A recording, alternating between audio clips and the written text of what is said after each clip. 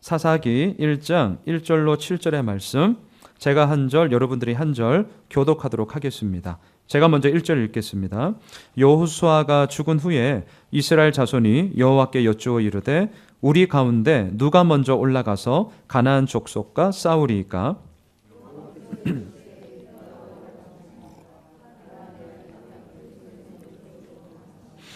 유다가 그의 형제 시므온에게 이르되 내가 제비 뽑아 얻은 땅에 나와 함께 올라가서 가나안 족속과 싸우자. 그리하면 나도 내가 제비 뽑아 얻은 땅에 함께 가리라 하니 이에 시므온이 그와 함께 가니라.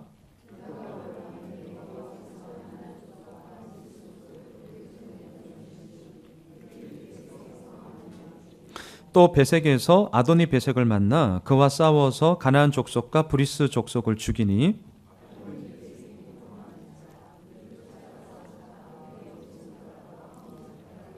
함께 읽을까요? 아도니 베색이 이르되 옛적에 70명의 왕들이 그들의 엄지손가락과 엄지발가락이 잘리고 내 상 아래에서 먹을 것을 줍더니 하나님이 내가 행한 대로 내게 갚으심이로다 하니라. 무리가 그를 끌고 예루살렘에 이르렀더니 그가 거기서 죽었더라.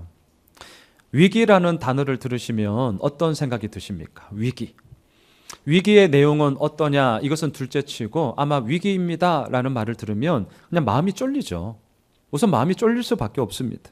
불안함이 엄습하고요. 때로는 위기가 주는 위태로움이 우리를 뒤흔들 때가 분명히 있습니다. 그런데 중요한 것이 있습니다. 그동안 우리들의 삶 가운데 위기라는 이 놈이 늘 있었는데, 중요한 것은 오늘 이 자리 우리가 하나님의 전에 나와 하나님을 예배하고 있다라는 사실이죠. 이 부분을 한번 잘 생각해 보십시오. 우리가 지금 교회에 나와 하나님을 예배하고 있습니다. 그때는 다 망할 것 같았어요. 그때는 다 무너질 것 같았습니다. 그때는 정말 숨을 쉴 수 없을 만큼, 아니 숨을 쉰다 하더라도 그저 나오는 것이 한숨밖에 없었습니다. 그때는 정말 죽을 것 같았습니다. 그런데 오늘을 보시라니까요. 오늘 내가 이 자리에 나와 하나님을 예배하고 있고 하나님을 신뢰하며 그 믿음의 한 자락을 붙잡고 오늘도 나아가고 있다라는 사실이죠. 이게 얼마나 놀라운 것입니까? 그래서 사람들은 이렇게 얘기를 합니다. 위기는 또 다른 기회가 될 수 있다. 이렇게 얘기를 하죠. 오늘부터 우리가 살펴볼 사사기 말씀은 BC 1200년경에 이스라엘에서 발생했던 위기로부터 시작합니다. 그런데 안타깝게도 우리가 꿈꾸고 바라는 해피엔딩이 아닙니다. 해피엔딩을 기대하지 마세요. 결론부터 내리겠습니다. 새드 엔딩이에요. 새드 엔딩. 위기는 분명 또 다른 기회가 맞는데 사사기의 역사는 위기를 또 다른 기회로 만들지 못함으로 말미암아 그들이 얼마나 처절하게 무너지고 있는가에 대한 슬픔으로 가득 차 있는 성경입니다. 사사기의 주된 내용이 뭐냐? 한마디로 제가 정리를 한다면 실패의 역사입니다. 하나님께서 주신 사명을 이스라엘 백성들이 얼마나 불순종하고 있는가? 하나님께서 택하신 사사들이 얼마나 자기 멋대로 살아가고 있는가? 이것을 우리들에게 가감없이 보여주는 성경이 사사기 말씀입니다. 이스라엘 백성들은 각자 자기 소견에 옳은 대로 행동하였습니다. 그 결과가 무엇입니까? 하나님을 점점 더 알게 되어지고 하나님을 점점 더 사랑하게 되었고 하나님의 말씀에 점점 더 순종하게 아니라 오히려 정반대의 삶의 피폐함 속에 허덕허덕거리면서 그들의 삶을 연명하게 되어지는 그런 처참한 모습들을 이제 우리는 보게 될 것입니다. 사사기의 역사가 진행될수록 하나님께서 등장하여 세우시는 사사의 모습도 한번 잘 보십시오. 시간이 지나면 지날수록, 역사가 지나면 지날수록 등장하는 사사들의 약점과 흠집이 점점 더 많아집니다. 이게 지금 하나님의 메시지예요. 이들의 실패는 점점 더 커지고요. 사사가 해서는 안 될 일을 점점 더 많이 하게 됩니다. 반면에 하나님으로부터 이루어지는 구원의 역사는 반비례해서 점점 더 작아지게 되는 것이죠. 지금 우리가 열왕기상 말씀을 큐티하고 있는데요. 솔로몬의 내리막길처럼 사사기 말씀은 점점 더 내려져가는 암울함의 시대 속에 끝나버리게 될 것입니다. 그런데 저를 보세요. 여기에 중요한 메시지가 있습니다. 사사기의 메시지가 여기에 있다니까요. 다시 말할까요? 사사기 말씀을 읽으면서 우리들 마음에 불편함이 들으셔야 됩니다. 이상하죠?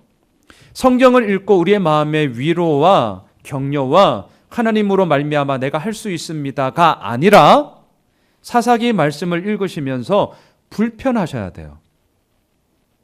사사기 말씀을 읽으시면서 의구심이 들어와야 돼요. 그러면서 하나님께 여러분들이 질문하셔야 됩니다. 하나님, 아니 왜 이런 일이 일어납니까?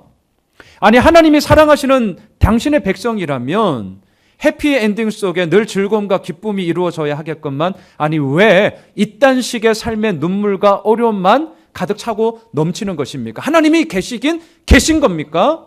라는 항변을 쏟아내셔야 돼요. 이 마음이 들지 않고 그냥 사사기를 읽으신다면 제가 단언하건대 사사기 잘못 읽고 계신 겁니다. 그리고 더 중요한 것이 있습니다. 이렇게 하나님께 항변하고 의구심이 들고 내 마음에 불편함이 들수록 너무나 아이러니한 것은 뭐냐? 마치 깜깜한 흑암 가운데 한 줄기의 빛이 너무나도 선명한 것처럼 이 암울함 속에 실패의 연속 속에 한 줄기 빛이 쨍 하고 빛나는데 그것의 이름은 바로 하나님의 일하심이라는 거예요. 이게 참 역설적인 거죠. 하나님의 은혜는 역설입니다. 이스라엘 백성들은 불순종했습니다. 하나님이 택하신 사사들은 점점 더 삐뚤어지고 있습니다. 해서는 안 돼요. 근데 점점 사사들을 이제 보세요. 해서는 안 될 짓만 골라서 해. 이 인간들이. 그런데 하나님은 그러한 인간들을 향하여서 무엇을 하시느냐? 이스라엘 안에서 하나님이 택하신 사사들을 통해서 끊임없이 은혜를 베푸시고 하나님의 계획하심을 우리들 가운데 보여주신다는 것이죠. 사랑하는 성도 여러분, 사사기 말씀을 오늘부터 시작하는데 이 구도를 꼭 잊으시면 안 됩니다. 사사기는요, 영웅들의 위인전처럼 그들의 업적과 그들의 행한 바를 우리가 따져보면서 반면교사 삼고자 함이 절대 아닙니다. 사사기는 위인전이 아닙니다. 착하게 살았더니 행복하게 되었더라. 아니면 열심히 성실하게 살았더니 어려움과 힘겨움들을 이겨냈더라. 다른 어려운 사람들을 도와주었더니 정작 내가 힘들고 어려울 때 도움을 받더라. 고로 너도 잘 나갈 때 더 도와주고 겸손해라. 이런 식의 윤리적 모범과 도덕적 레슨을 하기 위한 성경이 절대 아닙니다. 그렇게 사사기를 보실 것 같으면 굳이 이 성경 안 보셔도 되고요. 동화책 열심히 읽으시면 됩니다. 단지 그 차원에서 도덕적 모범과 윤리적 레슨을 받고자 우리가 오늘 이 아까운 시간을 성경 보자고 하는 것이 아니라고요. 더군다나 사사기에는요, 우리의 마음에 진한 감동 안 줍니다. 기대하지 마세요. 사사기를 보는 동안 마음이 답답하실 거예요. 막 미칠 거예요. 근데 그게 잘 보시는 거예요. 사사기는요, 우리들의 상한 마음을 위로해 주지 않습니다. 사사기는 너무나 힘겨운 삶의 이야기 속에서 흐르는 눈물이 있잖아요. 너무 힘들어. 그럴 때 사사기를 보면 더 미쳐요. 왜? 더 힘들어져. 이게 사사기예요. 자, 그렇다면 왜 그 사사기를 우리가 읽어야 되죠? 자, 여기에 답을 찾으셔야죠. 그 사사기를 왜 우리가 읽어야 하냐고요? 인간의 실패와 처참하게 무너지는 쓰러짐 속에서 너무나도 선명하게 보여주는 사사기의 초점이 있기 때문입니다. 그것은 딱 하나예요. 하나님은 누구신가입니다. 하나님은 누구신가? 하나님은 무엇을 행하시는가? 하나님께서는 오늘 나의 삶 가운데 무엇을 말씀하시는가? 그리고 나를 통하여서 무엇을 이루어 가시고자 하는가? 이 질문에 대한 답을 주는 것이 사사기 말씀입니다. 앞으로 사사기 말씀을 보실 때에 우리 머릿속에 너무나도 분명하고 선명한 이 한 문장, 이게 우리의 안경이 되어야 되는데, 자, 저를 따라 한번 고백하시죠. 사사기의 진정한 영웅은 하나님 한 분밖에 없다. 다시 한번요. 사사기의 진정한 영웅은 하나님 한 분밖에 없다. 자, 이 안경을 쓰지 않으시면 사사기를 읽으시면서 와, 이런 사사가 있었어. 물론 팩트에 대한 부분은 제가 점검하며 갈 것입니다. 하지만 그 사사만 남으면 안 된다는 거예요. 누가 남아야 되죠? 그 사사를 쓰고 계시는 하나님이 우리들 마음속에 어떤 울림을 주느냐 하는 거죠. 여러분, 우리가 신앙생활에 가장 근본적인 것은 뭐냐? 저는 단연코 이 얘기를 합니다. 하나님과 나와의 관계예요. 그리고 그 관계라는 이야기 속에 정말 핵심은 뭐냐? 하나님은 어떤 분이시냐? 우리가 정말 아이러니한 것은 뭐냐? 신앙의 연수가 쌓이면 쌓일수록 하나님은 어떤 분이신가? 하나님이 내 삶 가운데 어떤 삶을 이끌어 가시는가? 이 얘기를 잘 하지 않습니다. 뭐 얘기하는 줄 아세요? 야, 우리 교회가 이런 일 더 해야 되는 거 아니야? 맞는 얘기입니다. 하지만 그 일만 남아요. 야, 우리 교회가 이런 필요가 있는 것 아니야? 그 필요만 남는다니까요. 이 말씀의 이 뉘앙스를 좀 잘 들어주세요. 시간이 지나면 지날수록, 연륜이 쌓이면 쌓일수록, 그 신앙의 깊이가 깊어질수록 무슨 이야기가 우리들에게 더 울려 퍼지느냐? 하나님은 오늘 나에게 이러한 일을 하셨어. 하나님은 내 삶 가운데 이런 말씀을 주셨어. 하나님이 나를 통해서 이런 것을 이끌어 가기를 원해. 이런 이야기는 다들 부담스러워해요. 희한하죠? 목사들도 만나면 부담스러워해. 그러면서 뭐 얘기를 하는 줄 아세요? 목회 잘 되냐? 성도들 좀 늘었어? 헌금 괜찮니? 자립했니? 중요합니다. 하지만 그 이야기만 가득 찬다는 거예요. 성도님들은 어떠십니까? 정말 하나님은 어떤 분이시죠? 오늘 우리가 2부 예배를 드리면서 하나님 앞에 나아가는데 진짜 내가 믿고 있는 하나님, 아니 하나님이 나에게 말씀하심이 어떠한 모습으로 우리들에게 울려 퍼지고 있습니까? 이건 놓치시면 우리 인생, 우리의 신앙 아무것도 아닙니다. 정말 아무것도 아니에요. 자, 사사기의 진정한 영웅은 하나님 한 분뿐이다. 이 안경을 꼭 쓰고 어느 본문이든 보셔야 되는데 1절로 가보시죠. 같이 읽겠습니다. 오늘 본문 1절 시작. 여호수아가 죽은 후에 이스라엘 자손이 여호와께 여쭈어 이르되 우리 가운데 누가 먼저 올라가서 가나안 족속과 싸우리이까? 성경에서 어떤 한 사람이 죽은 후에 라고 시작하는 본문이 총 4권이 있습니다. 여호수아 1장 1절을 보시면 여호와의 종 모세가 죽은 후에 이렇게 시작하죠. 두 번째, 오늘 본문이죠. 여호수아가 죽은 후에 사사기 말씀도 이렇게 시작하고요. 세 번째, 사무엘하 1장 1절을 보시면 사울이 죽은 후에 이렇게 시작하고요. 마지막 네 번째, 열왕기하 1장 1절을 보시면 아합이 죽은 후에 이렇게 시작합니다. 자, 누가 죽었다라는 것을 필두로 시작한다는 것은 대부분 이런 의미가 있죠. 이전의 세대는 다 돌아갔고 이제 새로운 시대가 등장함으로 말미암아 하나님께서 일구어 나가시는 희망찬 빛을 바라보면서 우리는 달려나가자라는 새로운 시대에 대한 선포, 이렇게 우리가 대부분 이해할 수 있겠죠. 자, 그런데 이러한 보편적인 의미를 깨는 것이 뭐냐면 안타깝게도 오늘 사사기 말씀입니다. 오늘 1장 1절에 여호수아가 죽은 후에 그 다음에 그 바톤을 이어서 이스라엘 자손이 뭔가를 시작하는데요. 시작하자마자 실패를 합니다. 자, 여러분, 여호수아 그는 누구입니까? 모세의 뒤를 이은 후계자죠. 여호수아는 누구입니까? 10명의 정탐꾼이 가나안 땅을 보고 왔습니다. 안 됩니다. 할 수 없습니다. 가나안 땅의 족속은 너무나 건장하여서 우리가 상대할 수 없을 만큼 우리는 초라합니다. 라고 얘기했을 때에 여호수아는 말했습니다. 아닙니다. 하나님이 약속하신 땅입니다. 하나님이 약속하셨기 때문에 우리는 믿음의 온전함을 가지고 나아가면 되는 것입니다. 우리가 어찌 우리들의 힘으로 지금까지 왔습니까? 하나님이 하시면 되는 것입니다. 라고 보고를 했던 자가 여호수아 아닙니까? 여호수아 그는 누구입니까?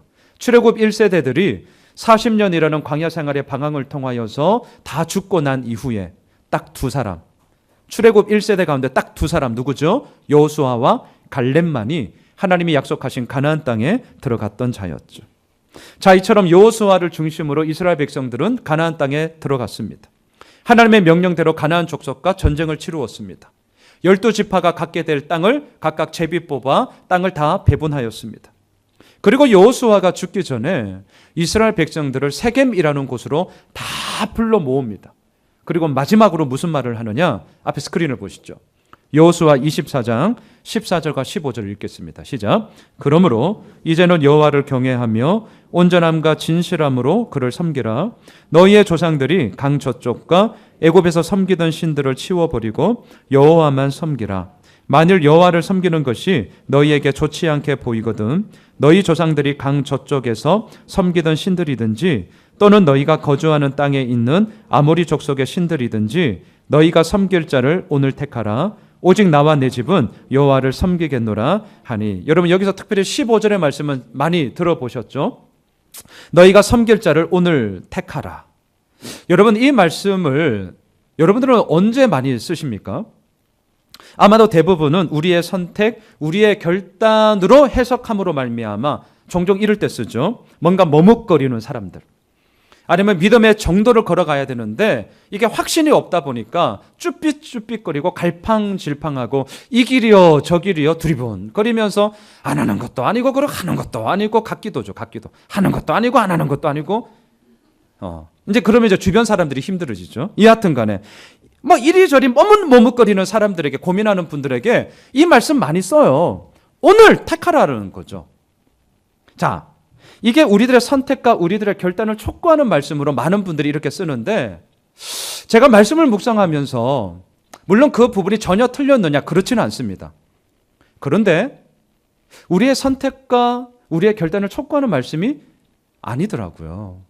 자, 제가 질문 하나 할까요? 하나님을 믿는 것이 나의 선택으로 출발하셨습니까? 자, 이 질문에 대해서 답을 잘 하셔야 돼요. 하나님을 믿는 것이 나의 선택으로 출발했는가? 이 질문에 대한 답이 결국 하나님을 믿습니다라고 얘기를 하지만 신학적으로 얘기하면 장로교냐 감리교냐 이란 신학의 갈림길이 바로 여기서부터 시작을 합니다. 저희는 장로교예요. 저는 장로교 목사입니다. 겉으로 볼 때는 나의 선택에서 출발한 것처럼 보이는 경우가 아주 많습니다. 예를 들어 볼까요? 결혼을 하는 전제 조건으로 믿지 않는 아내를 남편이 교회 가자 해서 교회 생활하며 예수를 믿게 된 분들이 이 자리에 있습니다. 하지만 반대의 경우가 더 많죠. 결혼을 하는 전제 조건으로 안 믿는 남편을 이제 아내가 얘기하는 거죠. 교회 가자. 그래서 코가 껴가 버려가지고 예수를 믿게 된 분들도 계시고, 아니면 주변의 지인들이 교회 가자고 해서 그렇게 이제 신앙생활에 첫 출발을 한 분들이 이 자리에 많이 계십니다. 아니면 저처럼 이제 모태 신앙이든지, 아니면 너무 삶이 힘겹고 나는 열심히 한다고는 하지만 안 풀리는 게 분명히 있어요. 그게 인생이더라고요. 그 인생에 풀리지 않는 문제 가운데 정말 해결할 수가 없어서 안 되겠다. 신앙생활 해야겠다. 그래서 자기 발 스스로, 본인 스스로 교회에 나와 예수를 믿게 된 분들도 이 자리에 계십니다. 다양합니다. 자, 여하튼 나타나는 현상을 이렇게 보면 마치 내가 교회를 선택했고, 내가 하나님을 믿는다라고 시작했고, 내가 예수님을 믿습니다라고 고백한 것처럼 보인다는 거예요. 그러다 보니까 우리가 자꾸 착각하는 것이 뭐냐면, 나의 선택으로 말미암아 하나님을 믿게 된 거구나라는 착각을 하기 시작합니다. 자, 그런데 잘 보세요. 이러한 착각이 언제 깨어집니까? 성경을 알면 알수록 깨어집니다. 하나님의 은혜가 내 삶 속에 깊게 드리워지면 드리워질수록 이 착각이 깨어집니다. 하나님이 누구신가? 하나님의 하나님 되심 속에 나의 나됨이 얼마나 부족하고 얼마나 연약한 것인지를 깨달으면 깨달을수록 나의 착각의 그 깊이가 산산조각 나면서 우리가 결국 고백하는 말이 뭡니까? 내가 하는 게 아니구나. 지금까지 지내온 것 다 주의 크신 은혜라. 한이 없는 주의 사랑 어찌 이루 말할 수 있으랴. 이 찬양의 고백이 그냥 나오는 게 아니더라고요. 자, 이게 뭘 얘기하는 것이죠? 나의 선택으로 시작된 것이 아니라 하나님께서 나를 선택하여 주셨고 하나님의 그 은혜로 말미암아 오늘도 내가 서 있는 거구나 라는 것을 알게 된다는 것이죠. 자, 그렇다면 지금 여호수아 24장에 나와 있는 이 여호수아의 이 마지막 말, 유언과 같은 이 말, 이 여호수아를 한번 잘 생각해 보십시오. 출애굽의 모든 경험을 온 몸으로 경험했던 자입니다. 가나안 땅을 정복하면서 얼마나 힘겨웠겠습니까? 어서 오세요라고 두 팔 벌리며 환영하지 않았습니다. 목숨을 내거는 전쟁이 숱하게 있었습니다. 또한 그런 모든 여정들 속에 얼마나 많은 사람들이 여호수아님, 제가 이렇게 한번 해보겠습니다. 그들의 많은 결단과 그들의 촉구와 그들의 수많은 이야기가 있었지만 시간을 지나면서 돌아보니 인간의 의지가 얼마나 나약한가. 우리가 한다고는 하지만 얼마나 흔들리기 쉬운 존재인가 라는 인간됨에 대해서 여호수아가 어찌 몰랐겠냐고요. 자, 그런 여호수아가 오늘 여호수아 24장 15절에서 하는 이야기, 너희가 섬길 자를 오늘 택하라. 이 말은요, 우리 인간들의 의지적인 결단을 촉구하는 말씀이 아니라 소위 반어법입니다. 반어법. 자, 이게 무슨 말이냐? 너무나 당연한 것을 가지고 오히려 흔들리고 있는 이스라엘 백성들을 향한 여호수아의 질책이었습니다. 우리가 아이들을 키우면서 이럴 때 있잖아요. 말을 너무 안 들어. 제가 종종 쓰는 말, 너무 안 들으면 어떻게 해요? 야! 너 나가, 이 새끼야! 내 집에서 나가! 자, 이게 무슨 말입니까? 또 그러면 이제 자식들이 아멘 하고 이제 나가면 이제 답이 없는 거죠. 그만큼 이 부모의 마음을 어떻게 그렇게 모르냐. 부모의 이 우라통 터지는 그 마음을 그런 식으로 얘기하는 거잖아요. 너희가 오늘 섬길 자를 택하라, 이 말이 이와 똑같은 말이에요. 우리가 어찌 하나님을 선택합니까? 여러분, 우리 교회는 장로교회예요. 신학이 있어야죠. 신학이 아무리 우리가 일반 성도를 할지라도 이 정도의 신학은 갖고 우리가 성경을 봐야죠. 우리가 어찌 하나님을 선택합니까? 하나님이 우리를 선택하신 줄 믿습니다. 이 믿음의 근간이 흔들리시면요, 답이 안 나오실 겁니다. 아무리 신앙생활 10년, 20년 해보십시오. 여기에 대해서 답을 못 가지시는 분들이 흔들리시는 거예요. 우리가 하나님을 선택한 것이 아니라 하나님이 우리를 택해 주신 것이죠. 하나님의 은혜, 하나님의 돌보아 주심, 하나님의 인도하심, 이것 때문에 광야를 지났고, 이것 때문에 하나님이 약속하신 가나안 땅에 들어왔고, 이것 때문에 오늘 이 자리에 우리가 나와 하나님을 예배하고 있는데 어찌하여 하나님을 향한 믿음이 오늘도 흔들릴 수 있느냐. 어이구 답답해라 이놈들아. 그러면서 여호수아가 마지막으로 세겜에서 하는 말이에요. 오늘 니들 믿을 자를 택해라. 답답함, 영적으로 무능한 가운데 빠져있는 이스라엘 백성들을 향한 각성이요 촉구입니다. 그러자 이스라엘 백성들이 뭐라고 대답하는 줄 아십니까? 다시 한번 스크린을 보시죠. 여호수아 24장 16절과 18절인데요. 함께 읽겠습니다. 시작. 백성이 대답하여 이르되 우리가 결단코 여호와를 버리고 다른 신들을 섬기기를 하지 아니하오리니 여호와께서 또 모든 백성들과 이 땅에 거주하던 아모리 족속을 우리 앞에서 쫓아내셨음이라. 그러므로 우리도 여호와를 섬기리니 그는 우리의 하나님이시니이다 하니라. 자, 하나님만을 섬기겠다라고 이제 분명하게 대답을 하죠. 자, 분명하게 대답했습니다. 그리고 다시금 오늘 사사기로 오세요. 자, 여호수아 24장이 끝나고 나서 사사기 1장으로 연결이 되어지는데, 그렇게 여호수아가 살아있을 때는 우리가 분명히 하나님만 섬기겠습니다 라고 대답을 했다고요, 이들이. 그런데 여호수아가 죽었습니다. 그러자 이들이 어떻게 하느냐, 오늘 본문 2절과 3절을 보십시오. 사사기 1장 2절과 3절 함께 읽겠습니다. 여호와께서 이르시되 유다가 올라갈지니라. 보라, 내가 이 땅을 그의 손에 넘겨주었노라 하시니라. 유다가 그의 형제 시므온에게 이르되 내가 제비 뽑아 얻은 땅에 나와 함께 올라가서 가나안 족속과 싸우자. 그리하면 나도 내가 제비 뽑아 얻은 땅에 함께 가리라 하니 이에 시므온이 그와 함께 가니라. 어떤 분, 예전인데요, 어떤 분이 이러한 3절의 말씀을 가지고 설교를 하시는데 제가 너무 기가 찼던 것이 있는데, 함께라는 단어가 3번이나 이렇게 반복을 하잖아요. 그러면서 뭐라고 말씀을 하셨냐면, 이처럼 우리도 어떤 일들에 있어서 동력을 해야 된다, 함께 해야 된다, 이렇게 얘기를 하는데 제가 미치는 줄 알았습니다. 자, 여러분 지금 오늘 본문을 잘 보세요. 성경을 보실 때 너무 나이브하게 보시면 안 돼요. 제가 다시 한번 말씀을 드렸습니다. 사사기 말씀을 보시면서는 우리들 마음에 불편하셔야 돼요. 막 미쳐야 돼요. 막 이게 어떻게 이렇게 되었지? 라는 막 들끓음이 막 이러셔야 돼요. 자, 3절에서, 자, 2절을 먼저 보실까요? 2절에서 하나님이 말씀하십니다. 유다 지파가 올라가. 하나님이 말씀하셨어요. 자, 3절에서는 뭐가 나옵니까? 이 하나님의 말씀에 대한 유다 지파의 반응이 나오고 있는데 이상합니다. 이상해요, 지금. 자, 왜 이상하죠? 하나님은 말씀하셨잖아요. 유다 지파가 올라가. 근데 3절을 보세요. 어떻게 하고 있습니까? 시므온 지파에게 제안을 합니다. 야, 우리 같이 가자. 이거 잘하는 거예요? 못하는 거예요? 못하는 겁니다. 자, 먼저 왜 시므온 지파에게 이 제안을 하는가? 심오한 의미 없어요. 땅을 제비 뽑아 배분 받았잖아요. 할당 받았잖아요. 유다 지파 바로 옆 땅에 누구였겠어요? 예, 시므온 지파여서. 그러니까 우리가 고생하면서 올라가는 그 김에 이왕이면 너도 바로 우리 옆에 땅이니까 같이 싸우자. 그리고 나서 우리 다 싸우고 나면 너 싸울 때 우리 도와줄게. 자, 어때요? 달콤하죠. 달콤하죠.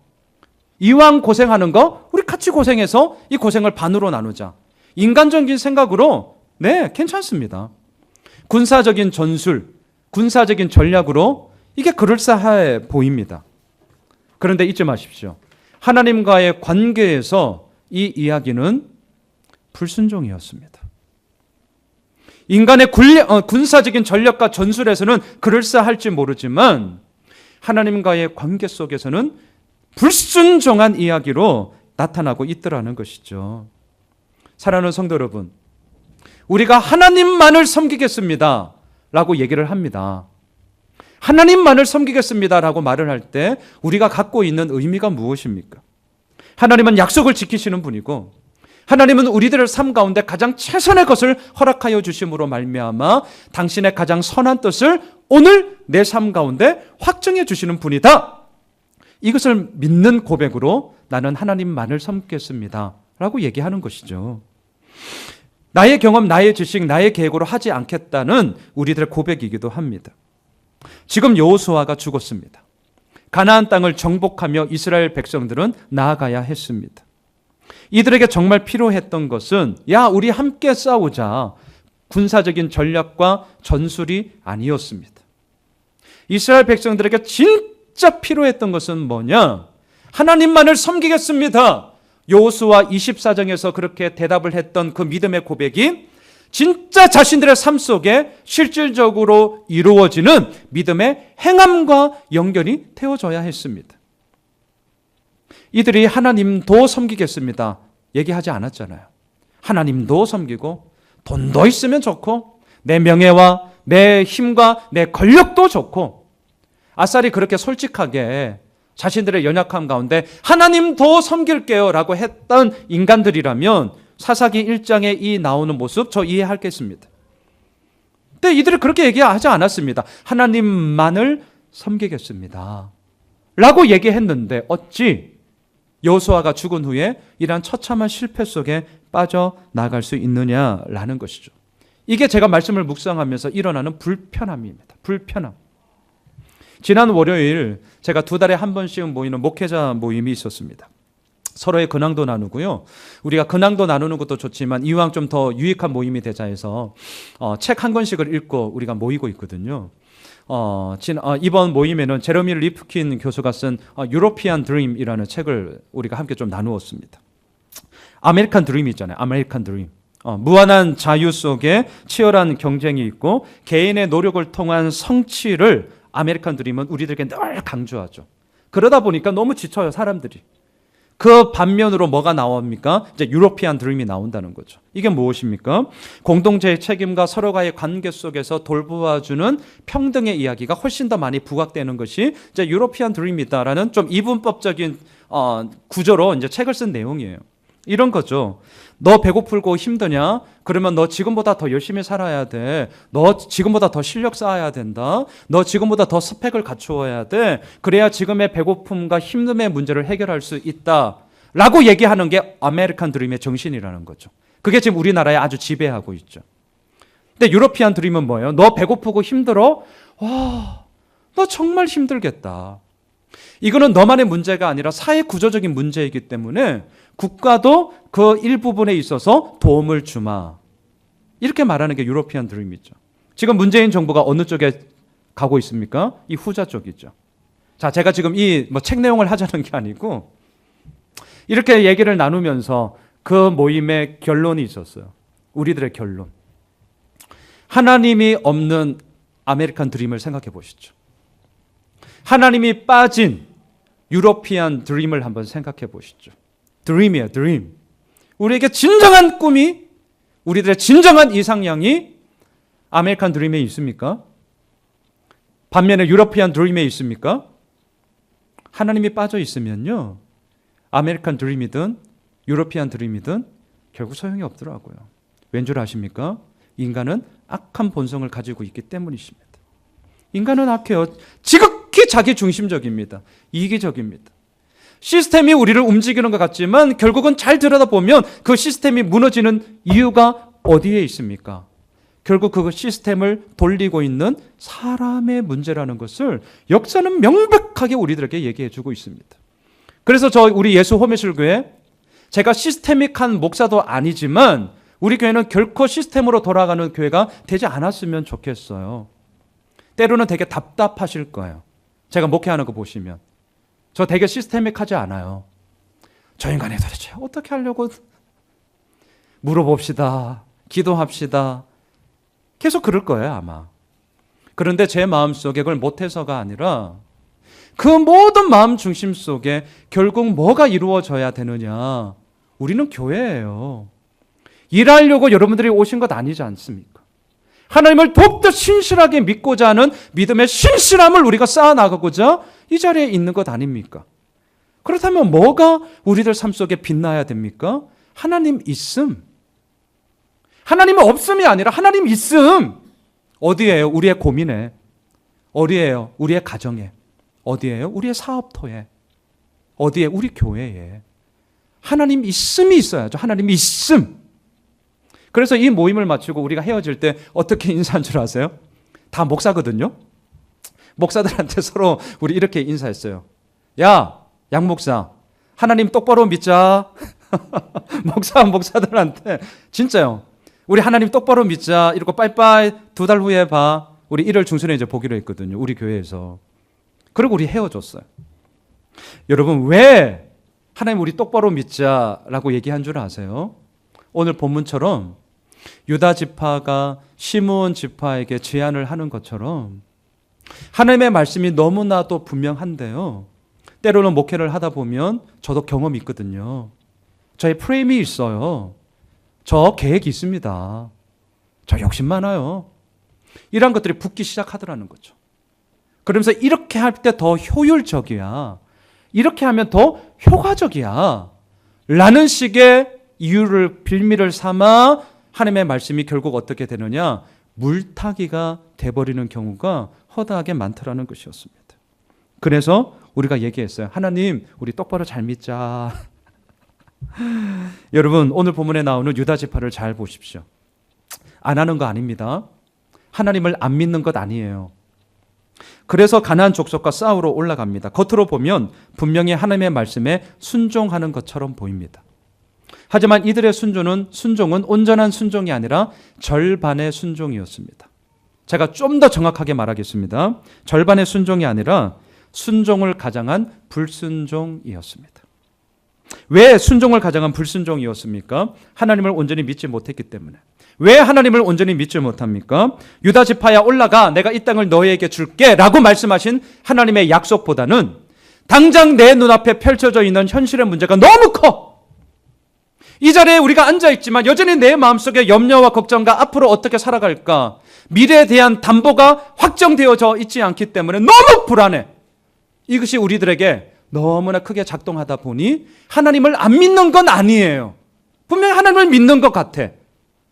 그런데 실상 내 삶 속에는 물타기가 너무 많아지게 되더라는 것이죠. 이게 우리의 염려고 이게 우리의 고민 아닙니까? 이것이 무엇입니까? 하나님을 온전히 믿지 못하는 거죠. 이것이 무엇입니까? 여호수아가 죽은 후에 이스라엘 백성들 가운데 가장 먼저 발생했던 불신앙의 모습이었습니다. 자, 저를 보세요. 자, 지금 여러분들은 저의 설교를 지금 듣고 계십니다. 그럼 입장을 한번 바꿔봅시다. 자, 여러분들이 지금 이렇게 설교를 한 설교자로서 이러한 흐름 속에 마무리를 한다면 어떻게 여러분들 같으면 마무리하시겠어요? 자, 지금까지 흘러온 내용이 뭡니까? 이스라엘 백성들은 여호수아가 살아있을 때 우리는 하나님만을 섬기겠다라고 말했다.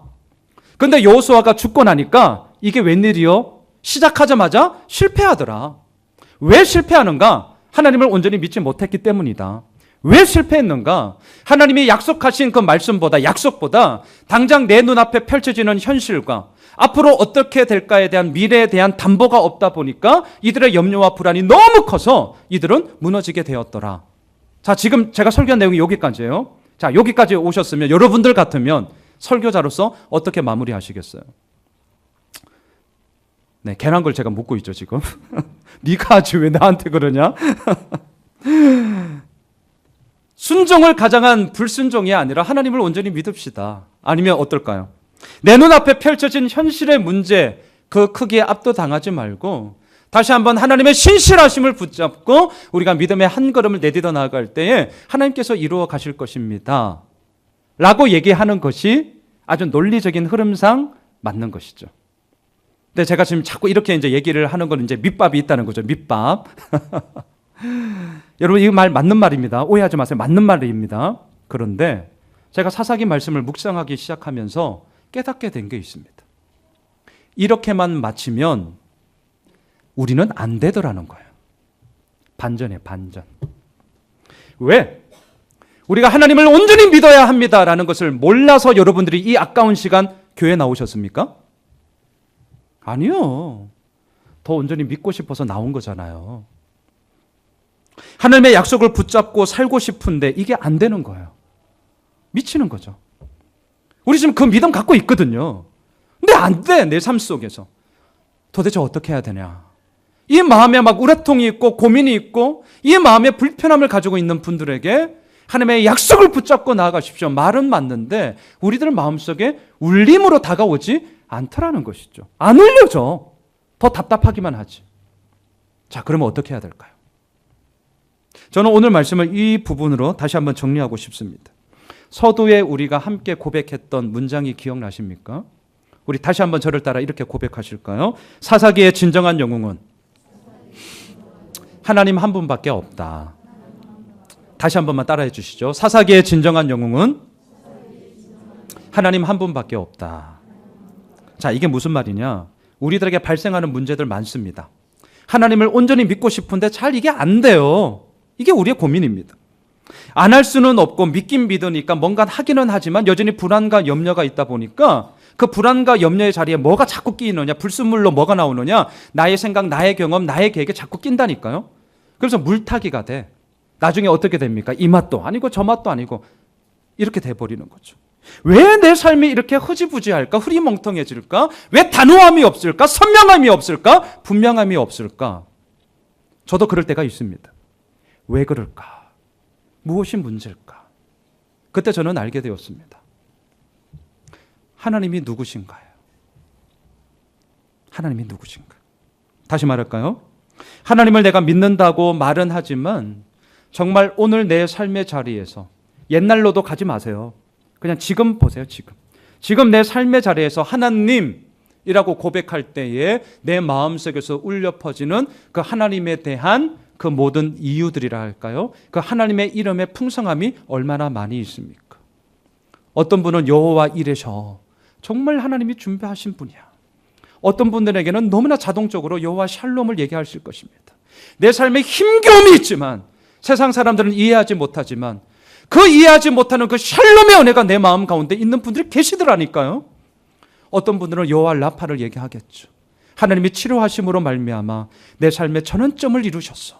이것만큼은 그 어떤 것이 오더라도 나는 분명해 라는 그 답에서부터 우리들의 고민과 삶의 염려가 풀려져 나아가는 것을 보게 되는 것입니다. 오늘 본문 4절을 보세요. 오늘 본문 4절 같이 읽어보실까요? 시작. 유다가 올라가매 여호와께서 가나안 족속과 브리스 족속을 그들의 손에 넘겨주시니 그들이 베색에서 10,000명을 죽이고, 자, 가나안 족속과 싸우기 위해 유다 지파가 올라갔습니다. 이들은 하나님의 말씀을 어겼습니다. 올라가긴 했지만 시므온 지파와 함께 가는 순종을 가장한 불순종이었습니다. 그럼 저를 보세요. 만일 입장을 바꿔놓고 여러분들이 하나님이시라면 이 불순종하고 있는 유다 지파에게 전쟁을 하는데 승리를 주시겠어요? 아니면 어쭈 이놈 봐라, 이 괘씸한 놈 한 좀 맛 좀 봐봐, 실패를 주시겠어요? 여러분들이면 어떻게 하시겠습니까? 뭐 마음 좋은 분은 아유 그래 이 정도면 뭐 승리를 주겠다라고 말씀하시는 분들은 없을 거예요. 이 괘씸한 놈 한번 맛 좀 봐라 이 자식, 실패를 주겠다는 게 우리들의 마음의 대부분이죠. 자, 근데 중요한 건 우리의 마음의 얘기가 아니고 하나님의 마음이 중요한데, 자 4절을 잘 보시면 불편한 얘기가 이제 보이셔야 됩니다. 4절을 잘 보세요. 어떻게 합니까? 하나님은 뭘 주세요? 불순종한 유다 지파에게 승리를 주세요. 자, 불편하셔야 돼요. 이게 안 불편하면 성경 여러분들 지금 엉뚱한 거 읽고 있는 거예요. 불순종했다니까요. 불순종하면 뭐 해야 됩니까? 때려야죠. 전쟁에서 져야죠. 그래야 정신 차리죠. 불순종했는데 승리를 줬어. 자, 이게 이제 오늘 저의 설교의 포인트이자 사사기에서 계속해서 이 본문을 바라보고자 하는 저의 관점입니다. 여기서 우리에게 전하고자 하는 메시지가 여기에 있어요. 사사기에서. 자, 물론 우선 오해는 하지 마세요. 와, 불순종했는데 승리했어. 그러니까 불순종해도 괜찮구나. 이딴 식으로 이제 적용하기 시작하면 성경과는 전혀 거리가 멀게 됩니다. 제가 짚고 넘어가겠는데 불순종하면 벌 받아요. 죄 지으면 벌 받습니다. 제 이야기가 아니라 오늘 보면 7절을 먼저 보시죠. 7절. 그 얘기가 여기에 나옵니다. 같이 읽습니다.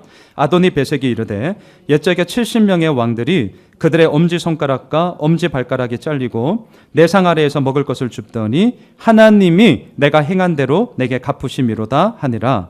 무리가 그를 끌고 예루살렘에 이르렀더니 그가 거기서 죽었더라. 아도니 베섹, 이것은 사람 이름을 가리키는 고유 명사가 아니라 베섹이라는 지역을 다스리는 왕, 아도니 왕이라는 일반 명사입니다. 이 사람이 끌려갔어요.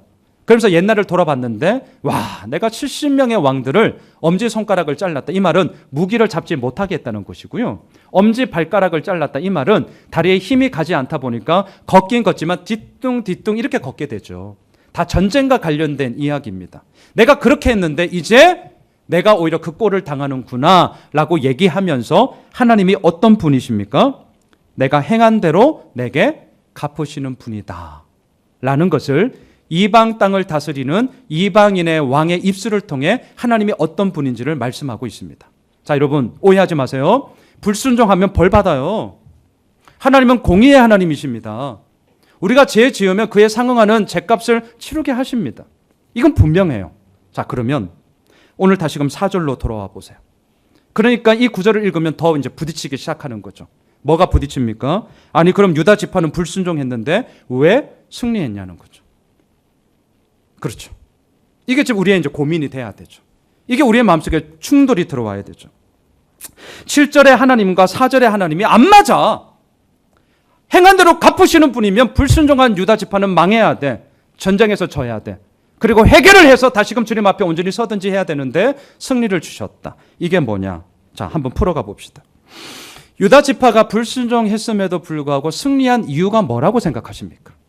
이게 핵심 키예요. 불순종했음에도 불구하고 유다 지파가 어찌하여 승리할 수 있었느냐? 2절을 보세요. 2절. 2절에 그 답이 나와 있습니다. 2절 저와 같이 다시 한번 읽어보실까요? 시작.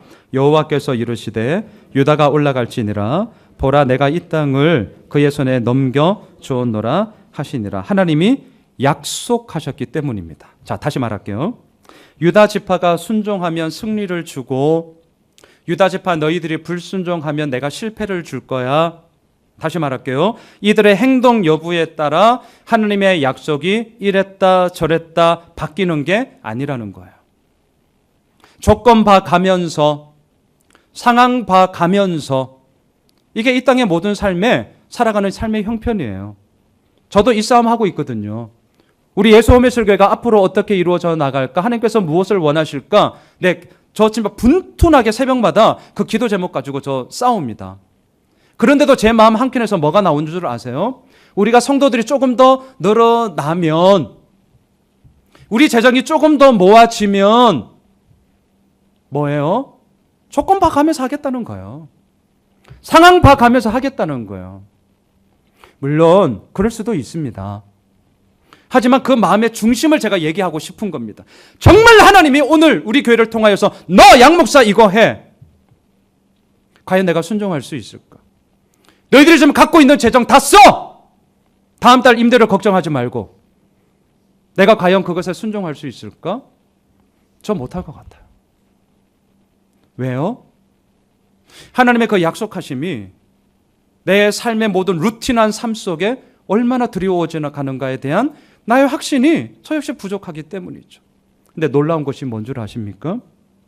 그러한 하나님께서 우리들이 순종하면 축복하고 불순종하면 저주하고 이것이 아니라 우리들이 어떻게 하느냐에 따라 그 유무에 따라 하나님께서 이랬다 저랬다 하는 것이 아니라 하나님은 2절에서 이미 유다 지파의 승리를 약속하셨다는 거예요.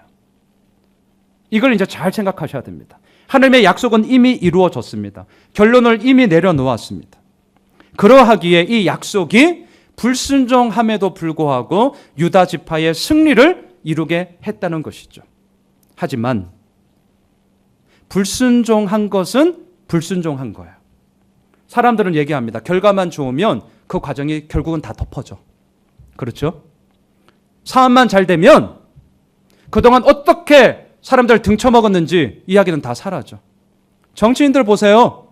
나름 유명인 사람들 보세요. 사건 사고 터졌어. 뭐합니까? 잠수함 타. 시간 지나가라 이러고 있죠. 그 삶 속에 진짜 그의 회개가 있느냐? 저는 잘 모르겠어요. 내가 뭐 그 사람을 만나본 적도 없으니까. 그러한 이야기는 우리들에게 관심거리도 아니에요. 시간아 지나라. 그리고 나서 버티다가 상황 봐가면서 하나하나 스물스물 나오는 게 이 땅의 이야기죠. 하나님은요, 승리했다고 해서 불순종한 이 문제를 그냥 덮지 않으십니다. 처절하게 유다 지파의 이 불순종의 이야기, 그에 상응하는 죄의 대가가 얼마나 깊냐면 우리가 이제 보게 되겠지만 이민족의 압제와 탄압으로 이들은 신음신음하다가 알아 죽어가요. 무섭습니다. 말씀을 정리하겠습니다. 오늘 본문이 전하는 메시지는 바로 이것입니다. 우리의 상황 봐가면서 네가 순종해 가는 거 봐가면서 하나님인 내가 너희들에게 축복할 게가 아니에요. 그렇게 하나님을 오해하신다면 하나님과의 진실된 관계가 이루어지지 않을 것입니다. 하나님의 신실하심은 하나님의 신실하심을 바탕으로 하여 우리들에게 우리의 행동 유무와 상관없이 약속하셨어요. 그게 하나님이셔요. 그 하나님의 약속이 오늘도 우리를 이끌어가기 때문에 불순종하고 있는 우리가 오늘도 하나님을 예배하고 있고 하나님 용서해 주십시오라고 회개할 수 있는 근거가 이루어진다는 것이죠. 하지만 잊지 마세요. 나이브하게 신앙생활 하지 마세요. 좋은 게 좋은 거라고 신앙생활 하지 마세요. 우리의 불순종이 있다면 여전히 그 약속이 우리를 이끌어가지만 그에 상응하는 대가는 분명히 있습니다. 두려움이죠. 하지만 이 두려움이 하나님을 경외함으로 나아가야 하는 것이죠. 바라기는 오늘부터 시작하는 이 사사기 강의를 통해 흠이 있는 백성들을 통해서 흠이 있는 백성들을 위해서 하나님의 끊임없는 은혜의 이야기가 얼마나 크고 부유한 것인지를 보게 될 것입니다. 유다 지파처럼 은혜 받을 자격도 우리는 없어요. 유다 지파처럼 심지어 은혜를 구하지도 않습니다. 심지어 유다 지파처럼 구원받은 후에도 전혀 감사할 줄 모릅니다. 하지만 그러한 우리들에게 하나님은 끊임없이 당신의 은혜를 베푸시사 오늘도 이 자리 하나님을 예배하게 하십니다. 바라기는 사사기를 읽으시면서 사사가 이랬니 저랬니, 물론 팩트에 대한 부분은 제가 체크를 하겠지만 그것이 남으시는 것이 아니라 그 흠 많고 그 결점 많은 사사를 통하여 일하시는 하나님이 진정한 왕이 되심을 우리 모두가 고백하게 되는 귀한 강해의 시간이 되시길 주님의 이름으로 축원합니다.